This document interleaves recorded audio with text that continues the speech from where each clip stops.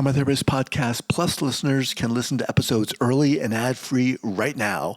Become a Plus listener by going to Apple Podcasts, searching for the Trauma Therapist Podcast, and signing up today. Welcome to the Trauma Therapist Podcast, a show about the incredible people dedicated to helping those who have experienced trauma. My name is Guy McPherson, and my mission is to raise the awareness of trauma and to inspire each of us to help those around us.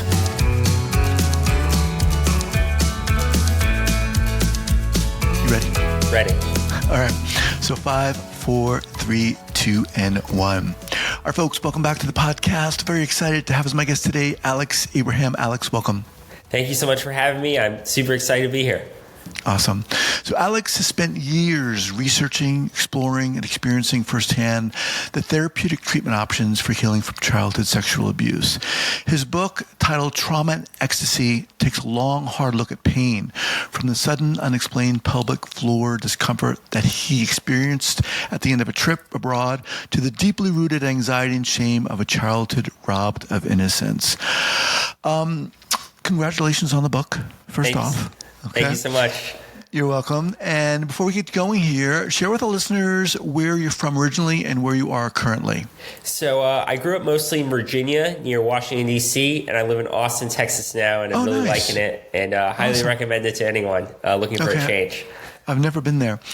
All right. So, I mean, this is always intense talking about this stuff. I mean, I've been doing this. You've lived it, and it's how did it start, Alex? Sure. How did all this start? So it started when I was 23. I was on a bike ride around the Netherlands, and when I got off the bike, there was sort of a tension in my pelvic floor, like almost like a muscle clenching, and it just seemed to get worse and worse. And at the time, I had no idea what was causing it, and I was pretty panicked. I was having trouble getting an erection. I was having trouble going to the bathroom. It was basically like a clenched fist in my pelvic floor.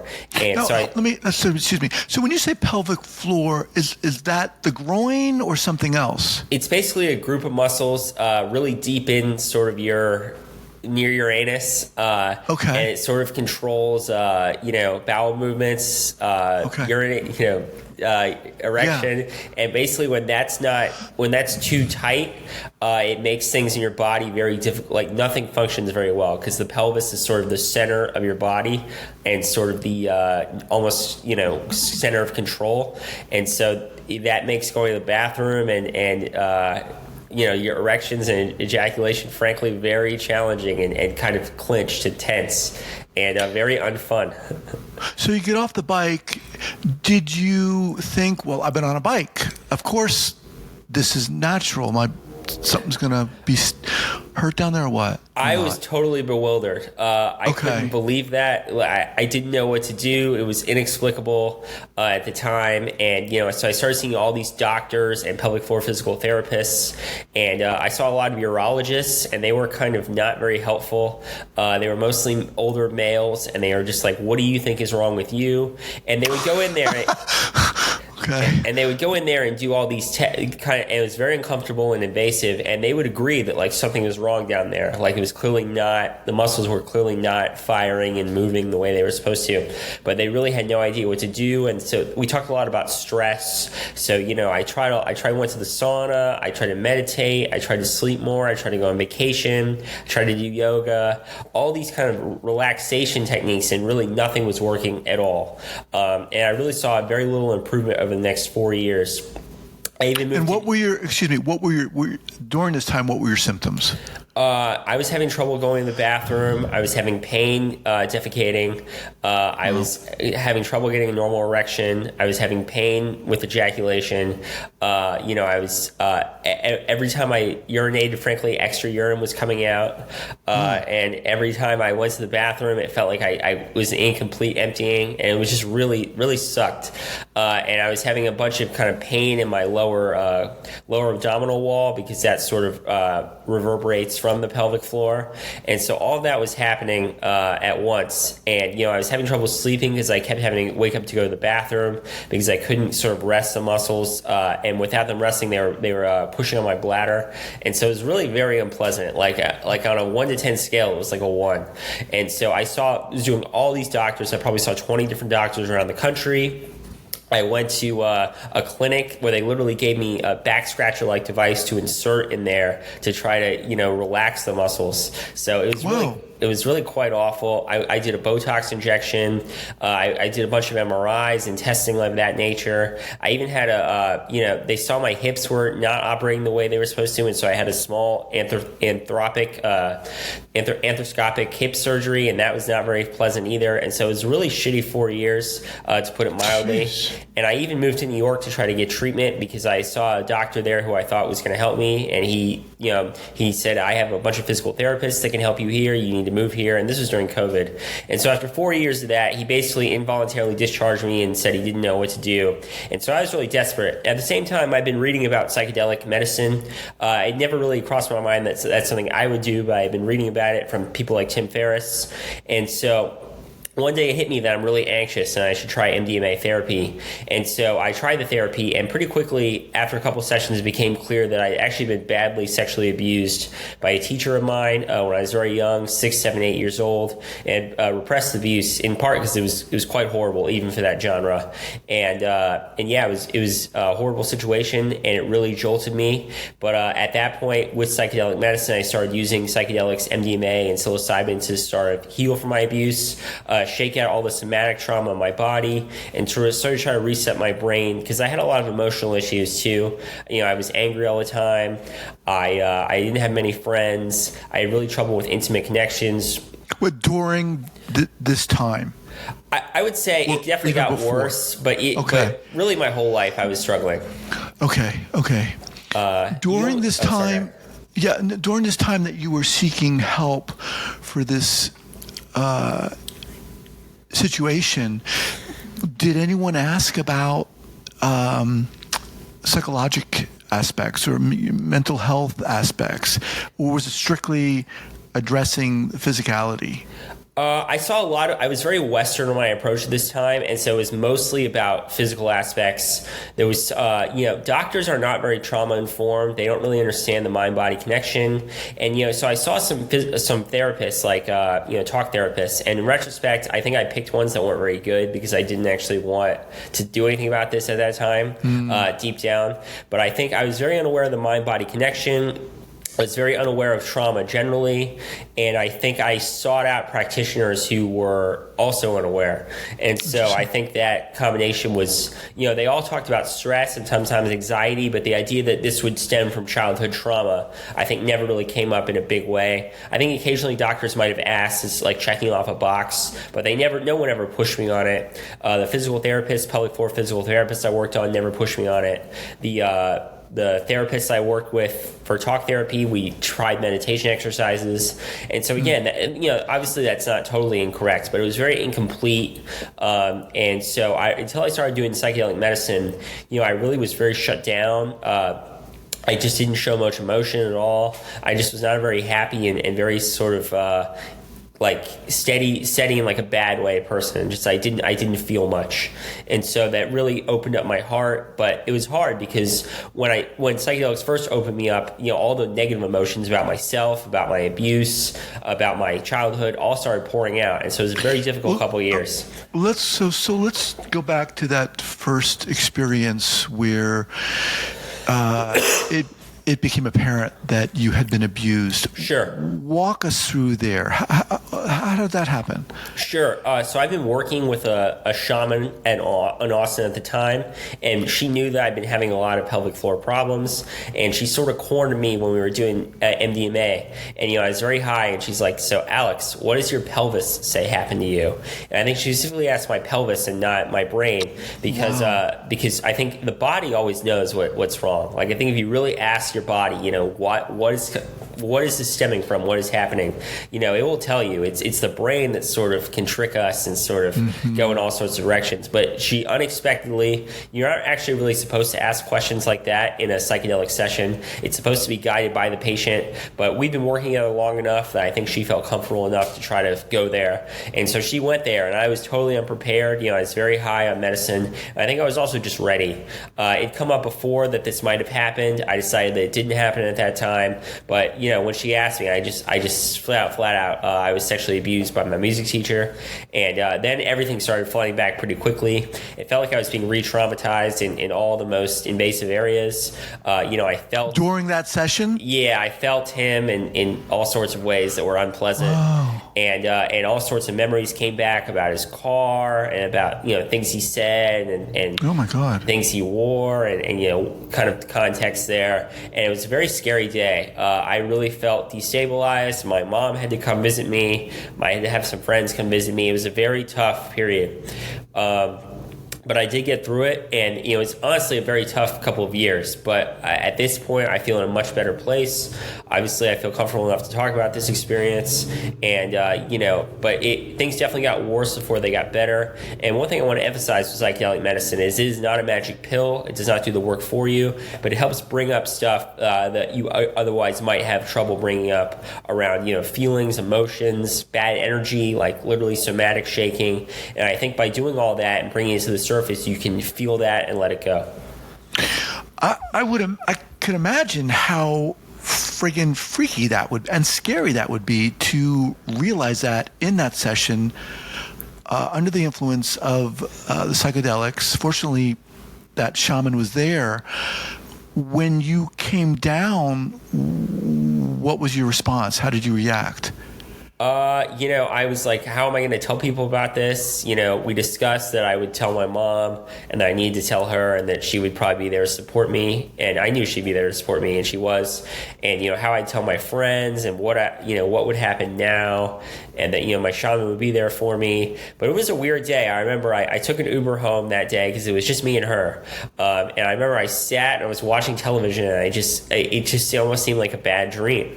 Like you know, oh my God, like, you know, like I just was stunned.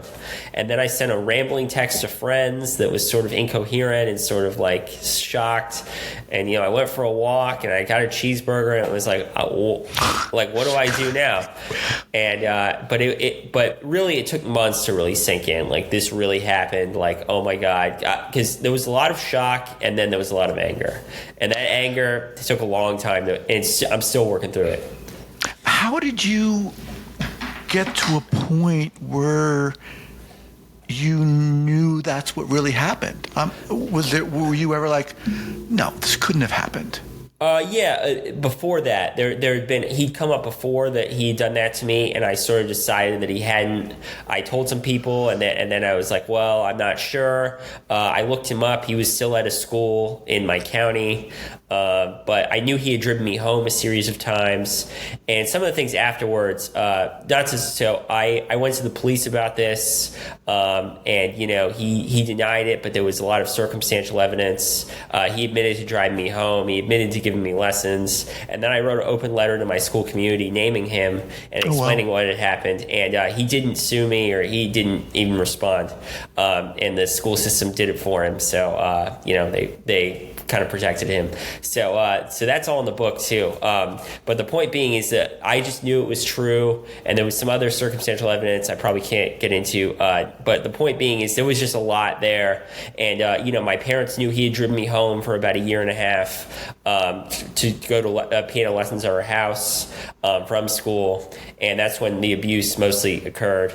So and in his classroom. So, you know, it was not a good situation at all.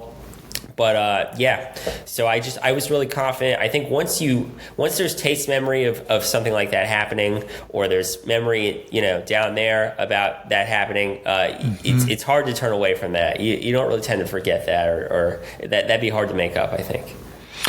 So what happens next? How do you move forward with that? What did you do?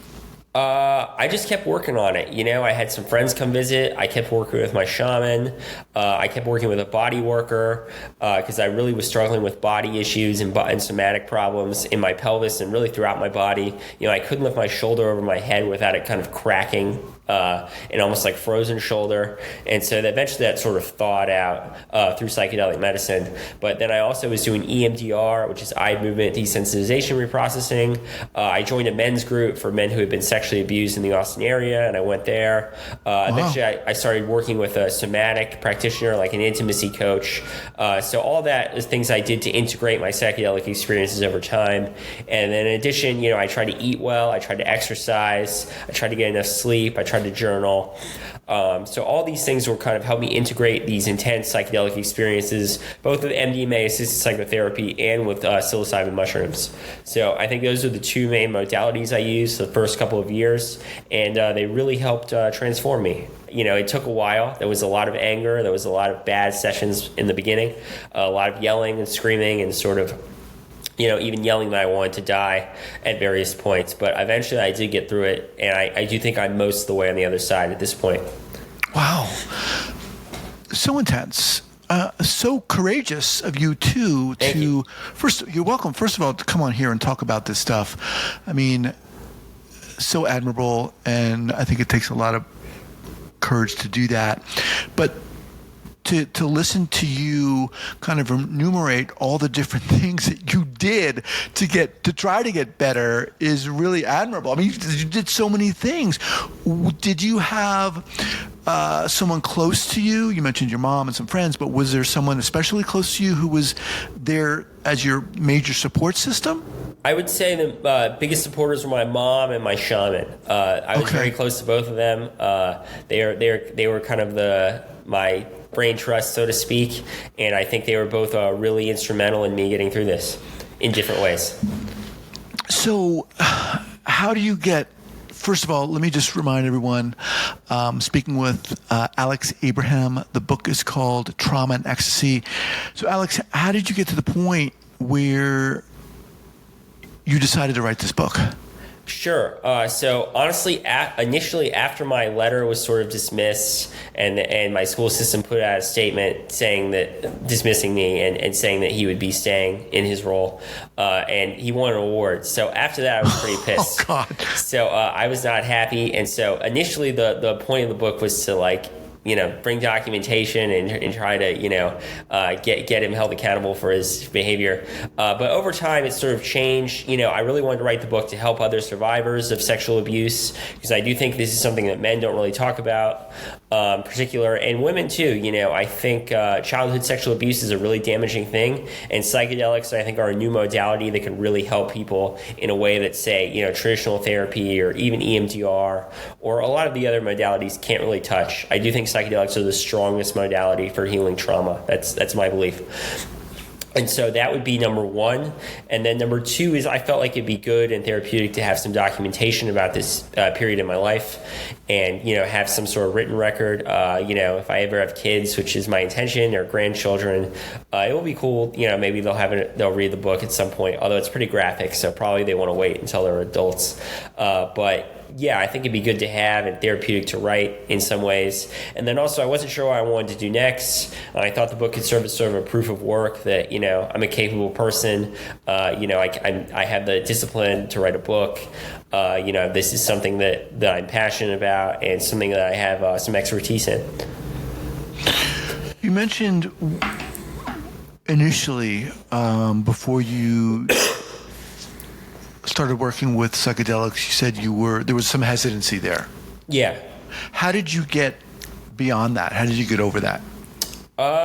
I think I started with MDMA therapy, and I'd actually done MDMA a couple of times in college at parties, and so I think there was less of a hesitancy there than there would have been about mushrooms or LSD or ayahuasca, and that was the best place for me to start. I do think MDMA is a really good, gentle place for people who are looking to dip their toes into psychedelic medicine and dip their toes into using healing trauma through psychedelics.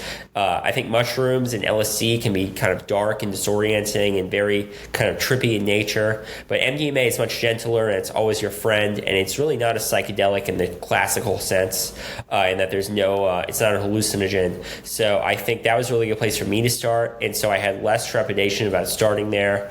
And I think also I was just kind of desperate. I was unhappy. And even if I didn't say I was doing this to heal an abuse, I knew I was miserable. I knew I was anxious. And also, I am a big fan of Tim Ferriss. Tucker Max is someone as well that I've learned a lot from. And I think those two had both talked a lot about their experience with MDMA therapy and how much it helped them. And I could even see the change in them in sort of their public appearances from, say, 10 years earlier to now. And it was the change in that both of them was very evident. And so that sort of kind of convinced me to, so some combination of desperation, of prior experience, and seeing people that I kind of had pre-existing relationships with already change. It's one thing to want to do psychedelics, or in this case MDMA, but it's another thing to all go into it feeling that there's already something there, right? Because you had said the abuse had come up, but you kind of repressed it. Did you go into it thinking, oh my God, is something going to come up, or is that going to come up, or was that not even a thought as you entered that? To clarify, it actually came up, the fourth session is when it really came up, I knew it was true. But after the second time I did MDMA, I thought it might have happened, and I decided it didn't happen. But before I started doing psychedelics, I really thought I didn't have any trauma. There was nothing wrong with me. I didn't know why I was going. I was like, this is a waste of time. And I almost didn't go. I just was sort of I had very low expectations about what it was going to do for me. It almost seemed kind of dumb. I don't know, I just went, but I wasn't really sure why I was going. I told the facilitator that I thought my parents might not have been amazing, and that was the extent of what I said about it. But definitely once I started doing medicine, stuff started to come up real quick, both around, anger I had toward my family, or shame and self-loathing that I had, or things with women that I hadn't had very many good connections with women really throughout my life, and I think a lot of that stemmed from my abuse. So all that started coming up pretty quickly once I started doing medicine, and I stopped thinking that I didn't have very much trauma once I started doing medicine. You talked about, in part, you wrote the book to help other men talk about sexual abuse. How difficult or challenging was it for you to talk about this openly, to admit this? It wasn't as difficult as I would have thought. I think that, I was very young. I think I was 6, 7, 8 years old. And just, I never really, I have a lot of shame and self-loathing about it, but I never really thought that, I don't know. I don't. That's a really good question. Why was it so difficult? Or why, I think parts of it were very hard, but other parts of it, I just was sort of determined to get my story out there, and I really wanted to have something on record, and I really felt like I wanted to hold them accountable. And so that made me all very motivated to talk about it. And I just think also, I'm a pretty direct, blunt person, both to my, I think, credit and detriment. And I don't really tend to beat around the bush with this stuff. And I tend to, say what I think. And so it felt weird to, claim this didn't happen or try to hide this. And also, it was so all-encompassing for my life for a couple of years. I really reoriented my life around therapy and around healing that, I couldn't not tell friends about it because they came to visit me and I had to go to therapy, during their visit. So things like that. So it's not really something I could have hidden very well.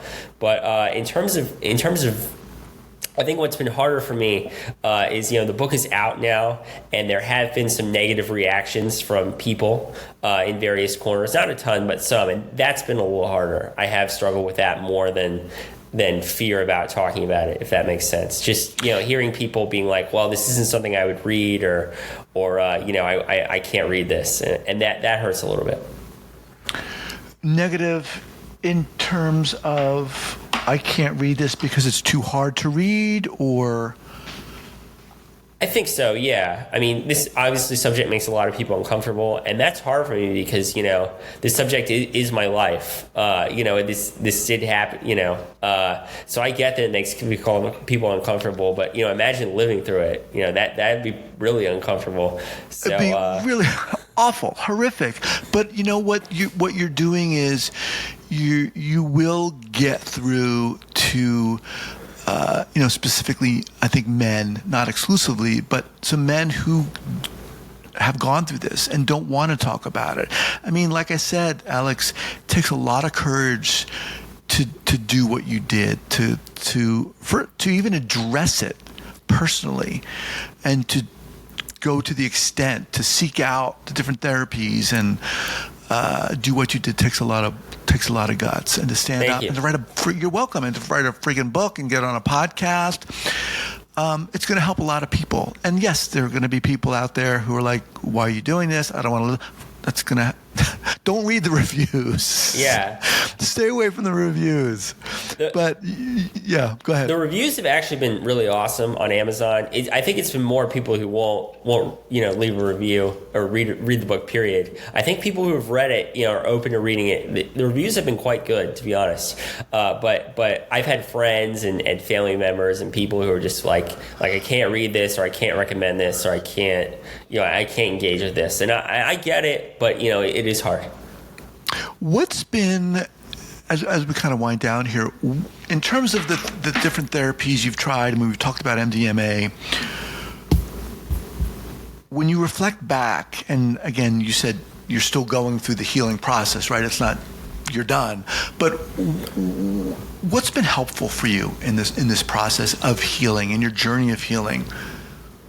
Well, definitely the psychedelics for sure, but also the integration around them. The energy kind of breath work that I do every week with the shaman, or that I did every week.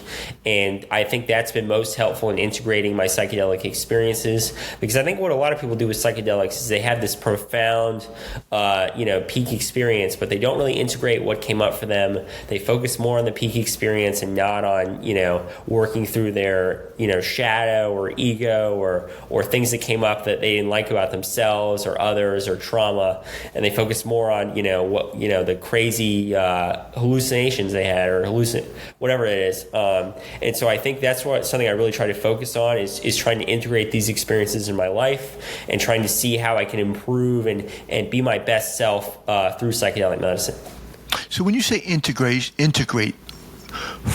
talk a little bit more about specifically what you mean by integrating those experiences. What does that mean? Sure. So I think, at times it can be very confusing and very visual, but other times, the mushrooms show me that, I have a lot of self-esteem issues. I don't love myself. I was really hurt by things my parents might have done. I think really looking at those in therapy versus, talking about the incredible dragons, I don't know, machine elves, whatever people talk about with these medicines, and really focusing on the trauma piece and on the healing piece and on things that came up about myself and kind of the way I interact with the world versus these peak spiritual or kind of almost thrill-seeking experiences. And the good thing for me is I think my early psychedelic sessions were so horrible and so difficult, and I screamed so much, it was really impossible to focus on anything else because it was so all-encompassing. There was no peak experience. It was just a lot of yelling. So that made it easier in therapy to work through, what was I yelling about? What was coming up for me? How can I work through that? How can I change the narrative on how I feel about myself? How can I move through, all the personality issues and all the sort of baggage that comes with being serially sexually abused as a kid. All right. So for those listening who are interested, maybe in finding a shaman or someone to work with, I mean, it sounds like you had an incredible experience working with that shaman. Absolutely. Yeah. How does someone find their own person like that? I think it's very hard. I don't think these people grow on trees. Right. Certainly if you're in Austin, I'm happy to recommend several practitioners. But I do think it's hard. Like, I don't think there's an easy answer to find a psychedelic guide or an integration coach. But I do think that space is growing.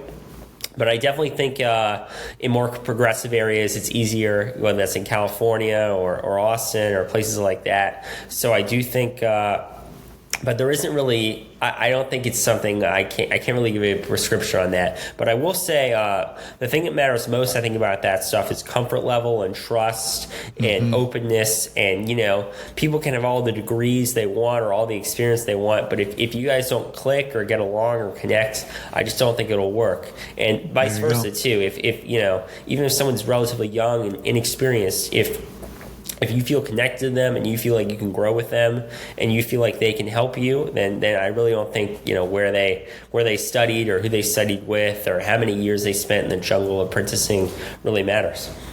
Awesome. All right, Alex, how can people learn more about you and the book? Again, the book is called Trauma and Ecstasy. What's the best way for people to get in contact with you and learn about the book? Alex at traumaandecstasy.com or alex.l.abraham on Instagram. And I'm pretty easy to reach in both those formats, and I check them. So if you have any questions about the book or about psychedelics or really about anything else, I'm happy to answer. Awesome. Great meeting you, Alex. Thanks again for doing this. And kudos, man, for writing the book and being willing to share your story. Thank you so much. I really appreciate being here. It was great questions and great to be with you. All right, man. Take care.